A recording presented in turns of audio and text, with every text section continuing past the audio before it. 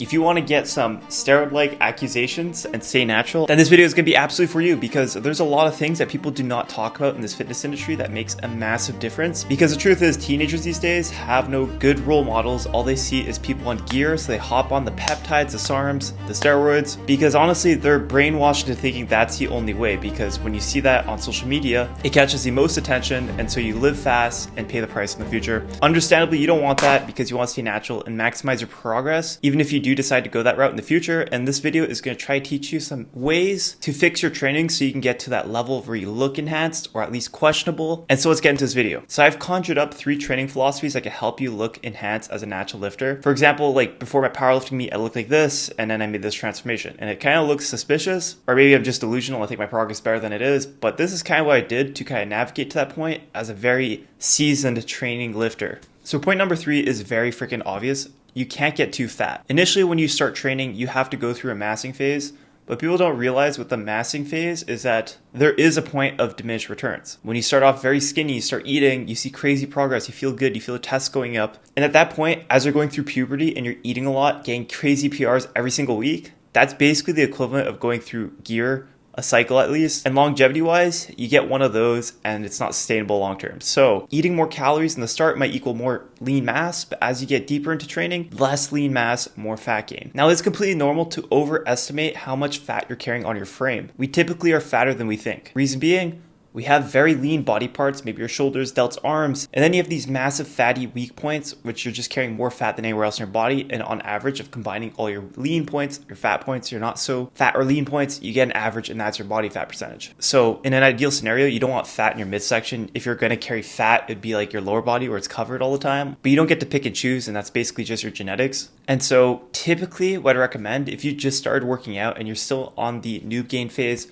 you want to aim to be 12 to 15% body fat. And the reason you want to stay at 12 to 15% body fat as like a noob trainer year 1 to year 4 is because you could still make a ton of progress with just training, locking on sleep and nutrition without making major changes. Now year 5 or greater, I would highly recommend staying 14 to 16% at your fattest, as first of all, you're going to be carrying way more lean muscle tissue on your frame. So your quote unquote 14 to 16% body fat is typically going to look at your 12 to 15% body fat look as when you were skinnier, but you're definitely carrying more fat alongside more mass. 14 to 16% body fat definitely gives you some leadway to pushing your training hard and to really focus on the things that are going to progress your training, which is your training momentum, your strength training, and outer gym activity like sleep quality and nutrition. Typically when you're higher body fat, you could eat more food. Typically when you're higher body fat, you could sleep better. So your hormones are going to function a little bit better. And ultimately where you really lie isn't in a specific range. It's just you want to be a little bit fatter than when you were in your younger training years as you get deeper into training. And just because you're fatter doesn't necessarily mean you're going to look worse. Remember, unless you're bodybuilding and you're competing on stage, you don't need to be shredded. If your goal is to look good, to feel good, and to be healthy and make longevity gains, you're going to be a little bit fatter than when you're 1 to year 5. So point number 2 is you need to target your weak points and the showy body parts to get that unnatural PED accusation look. So what do all natural questionable physiques have in common? Bulging shoulders, massive chest, thick arms. Using myself as a case example, naturally I gravitate towards big delts, decent chest but not amazing chest, and weak point arms. My philosophy to improve my weak points is to choose 2 upper body parts to focus on and 1 lower body part to focus on, so I'm not spreading myself way too thin in hypertrophy phase. And you have to make sure the training programming makes sense so you can compound the training momentum with these lifts. It's not just progressive overload. It's how you stack your training, how you're allocating compound movements with the isolations of the weak points you're trying to develop. Because if you just go into the gym, span more volume, that doesn't necessarily mean more growth. An example of this would be if you want to improve your triceps on push day, you don't just add in 6 more sets of cable pushdowns. Instead, what you might want to do is start with your bench press with a closer grip, then do a vertical press, which really taxes the triceps, and then figure out a movement where you could prioritize upper chest, then maintain the same training volume and just let your body acclimate to that new training style. Because you're changing your leverages without changing your volume, you're going to be able to recover and probably progress those muscle groups that were lacking. The last thing you want to do is make massive programming changes, which runs your fatigue all the way up and runs your recovery all the way down. You cannot spread yourself too thin. I cannot go over this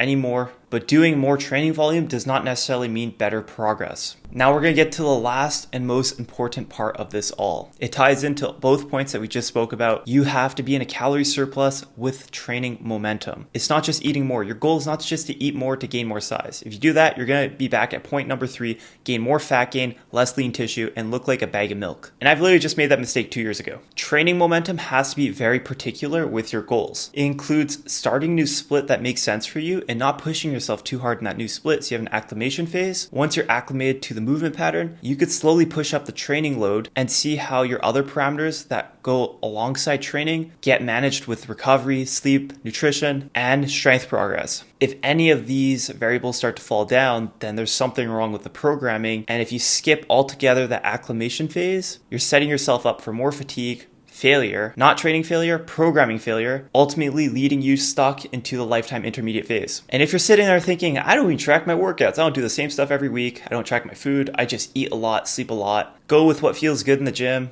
I'm sorry to say, but you're probably not going to make that fast a transformation. You're going to get stuck in the lifetime intermediate phase, and you're going to plateau just naturally because the deeper you get into your training, year 5 plus, you have to lock in on these variables if you want to make crazy progress. And what has worked for you at this point is just going to stop working. And what works for you, your 8, 10, is also going to stop working. And so you can't get complacent with the idea, the headspace, the mindset that what worked in the past is going to work in the future. You just can't get comfortable with the idea. This is why people stop making progress. And so getting back to point number 1, your calorie surplus in a deficit phase or a maintenance phase, I'm sorry to say, but you're not going to grow. You might make neurological adaptations, strength gains, and you might lean out, but muscle mass wise, it's going to be very minimal the progress you're going to make. It's not impossible, but you shouldn't bank your training progress on staying lean. It has to be alongside a calorie surplus with training momentum. It's not just SBD, it's not just powerlifting. It goes with everything from the compound and how it flows into your isolation work to even your strength performance and recovery from the first week of the block to the end week of the block. If you don't know what good programming is, then that's something I would strongly recommend looking into, because it's not about having every training session dialed in